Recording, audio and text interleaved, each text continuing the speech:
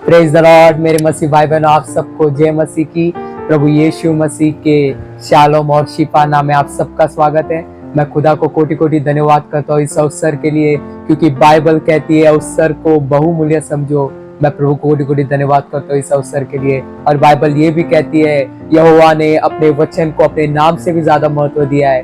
उसी वचन को आज हम पढ़ेंगे। खुदा ने उसे बोलने का मौका दिया है और आप सब, मैं विश्वास करता हूँ आज के वर्ड के द्वारा आप सब लोग ब्लेस होंगे। और मैं विश्वास करता हूँ आज से चाहे आपके जीवन में दुख हो, चाहे आपके जीवन में सुख हो, आपका दिल से खुदा को धन्यवाद करने का होगा और आप एक धन्यवादी इंसान बनोगे, ये मेरा विश्वास है।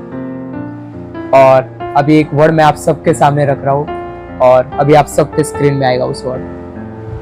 फर्स्ट थेस्सलोनियन की किताब, उसका 5वां अध्याय और उसका 18वां वचन। वहां पे लिखा है, हर बात में धन्यवाद करो क्योंकि तुम्हारे लिए मसीह यीशु में परमेश्वर की यही इच्छा है। अब ध्यान दीजिए इस वर्ड पे, हर बात में हमें परमेश्वर को धन्यवाद करना है। पता है, एक संसार के बाप में और एक खुदा जो हमारा बाप है, उसमें क्या फर्क है पता है? पहली बात तो मैं आप सबको बताना चाहता हूँ, इस दुनिया में मैं किसको भी ब्लेम नहीं कर रहा हूँ कि हमारे कैसे फादर, हमारे कैसे पिता है, हमारा कैसा बाप है। मैं किसको ब्लेम नहीं कर रहा हूँ, बट मैं आप सबको एक बात कहना चाहता हूँ। आप संसार के पिता से अगर कुछ मांगोगे ना, तो वो आपको देता जरूर है, पर जब आप उससे मांगो और वो आपको ना दे तो आप नाराज होके बैठ जाते हो। पर अगर आप वही जो हमारा स्वर्गीय पिता है, स्वर्गीय बाप है, आसमान का बाप है, अगर आप उससे कुछ मांगोगे ना, उसका एक चीज मुझे बहुत खूबसूरत लगता है। जब आप उससे मांगोगे ना कुछ, वो आपको देगा जरूर, पर जब वो नहीं देगा ना, उसमें भी आपकी भलाई है।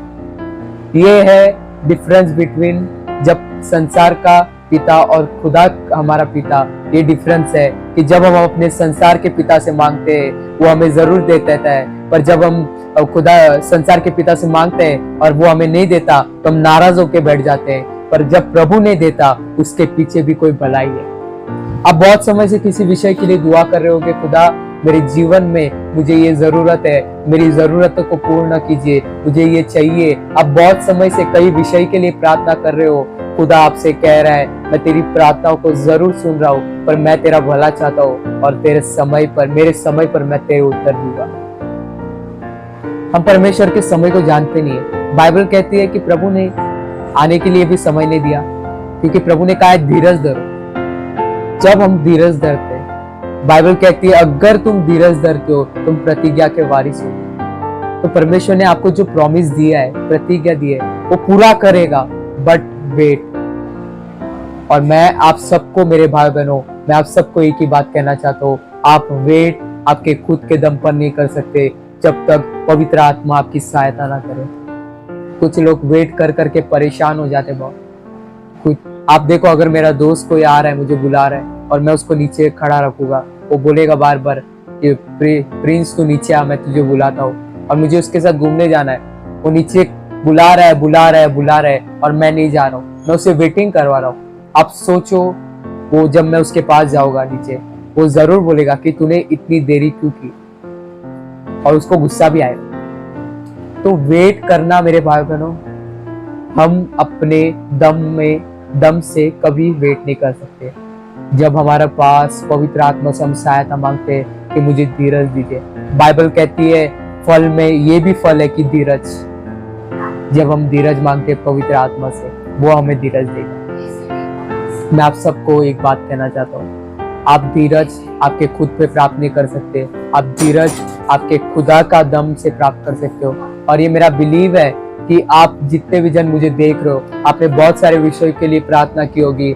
आप सोचते हो कि ब्रदर मेरी प्रार्थनाओं का उत्तर नहीं आ रहा है। आप बहुत सारी परिस्थितियों से गुजर रहे होगे, आप बीमार हो गए, आप कोई ना कोई परिस्थिति से गुजर रहे होगे। आप बोलते होगे ब्रदर मैं प्रेयर करता हूँ पर वैसा का वैसा ही है। मेरे भाई बहनों, मैं आप सबसे एक ही बात कहना चाहता हूँ, धीरज धरिए, वेट करना सीखिए। जब आप वेट करना शुरू करोगे, जब आप वेटिंग पे रहोगे, तब खुदा काम करता है। जब आप रुकते हो तब खुदा काम करता है, और जब आप भागते हो तब खुदा रुकता है। यही है हमारे जीवन में, जब आप दौड़ोगे तो खुदा रुकेगा, पर जब आप रुकोगे खुदा आपके लिए दौड़ेगा। बाइबल कहती है परमेश्वर ने अब्राहम को कहा, ए अब्राहम मैं तेरे आगे आगे चलूंगा, सॉरी परमेश्वर ने मूसा को कहा, ए मूसा मैं तेरे आगे आगे चलूंगा और तुझे विश्राम दूंगा।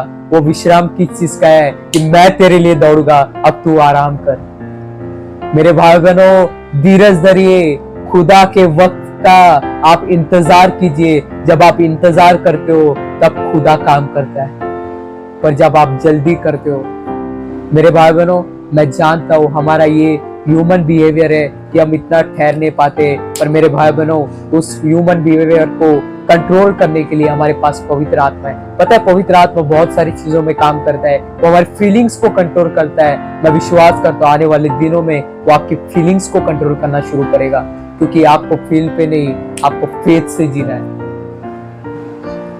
My people will don't live by feelings, they will live by faith.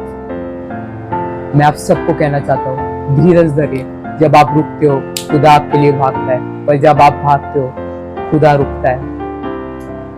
आप देखो कि आप जल्दी नहीं कर रहे सब कुछ। आप सोचो कि आपके जीवन में आप ज्यादा जल्दी दौड़ तो नहीं रहे हो, खुदा के समय का वक्त का इंतजार नहीं कर रहा। मैं आप सबको एक गुड न्यूज देना चाहता हूँ।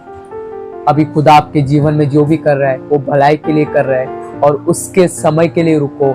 और जिस समय आपने उसके समय के लिए रुके, ये मेरा बिलीव है, जब आप उसके लिए रुकते हो, उसके समय के लिए रुकते हो, खुदा अपने काम को आने वाले दिनों में करने वाला है। मैं जानता नहीं, पर आप कोई ना कोई परिस्थिति में रह गए, आप प्रेयर करते रह गए, बीमार रह गए, आपको उत्तर नहीं मिलता।